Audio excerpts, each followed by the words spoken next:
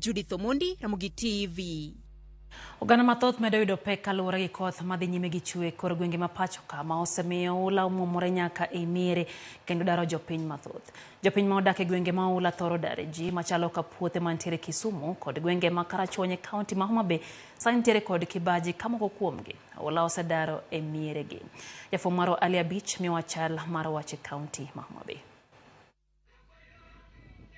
Koth madhi nyime gi chwe gwenge mopogore pacho ka medo kelo midhiero ka jopiny modak e gwenge ma oula osebedo ka chende dare miechge bang' ka utegi pi oseluoro ma oketo diere. E kaunti ma Kisumu oganda ma kwan gi oingo 300 e gwenge ma Kapuothe oula osedare miechge kendo gidong' maonge kar dak ka ngima jogo modak kod ng'ol bende koro nitie andaki bang' pi riembogi e miechge. Wan kaka wan joma nigi ng'ol ka wan sida ma wan godo tich waonge go to yor chiemo be wachiemo gi yo matek.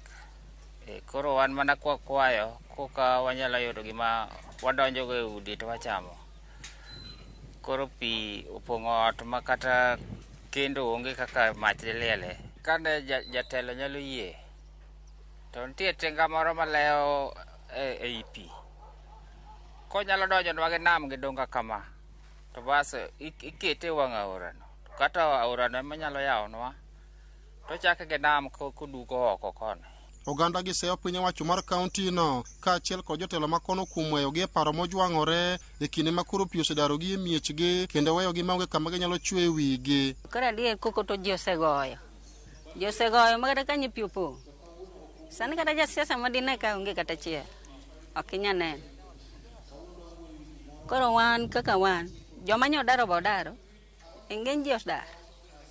Wating'eni nyok wanyal dar kech kumidwa dhi onge wuon nyithindo nosetho wan ka kendwa pinya ni nyaka dier ot nyithindo ninde kom. Koro wan gima nye wawacho gimaman kaka be ni ruoth ging'en biro mana ndalo kora eka giwuondore na ori bro losi to ka gisedhi to kibineno ng'ato. Midhiero mar oula bende medo jimbore e gwenge moko ang'wen e location ma Central Karachuonyo e kaunti ma Homa Bay ka nyaka sani kwan jogo ma pi osedare miechgi alworano chopo 350. Thoth oganda go sani koro jot e Simbi Dispensary kama moko to chuno mondo koro many wedegi modak kuonde moting'ore gi malo mondo koro giyude resruok ka ruoth ma kono Herman Onyango wacho ni kony mapiyo dwarore ne familia go. Gima kawuono nobwogo wa ni nyidho manonyidho cha nochako medo ketho ute ma sani jomodar 350 joma nitiere kamp gin ji household 150. Jomodong' odak gi wedegi malo kuonde ma motuo. Joma ikgi niang' gi joma tuo bende omanynegi gidak gi wedegi kuonde motuo. Koro gima duong' malich ma waneno kanyo en ni bukruok mag tuoche machalo nyaldiema nyalo timore gi malaria. Koro kwayo maduong' en ni donge dwa yude yedhe mageng'o malaria kata yedhe manyalo geng'o weche mag nyaldiema. Puothe to 100 acres okethore flat ok wuoye gin pod gin pinie opong'ogi.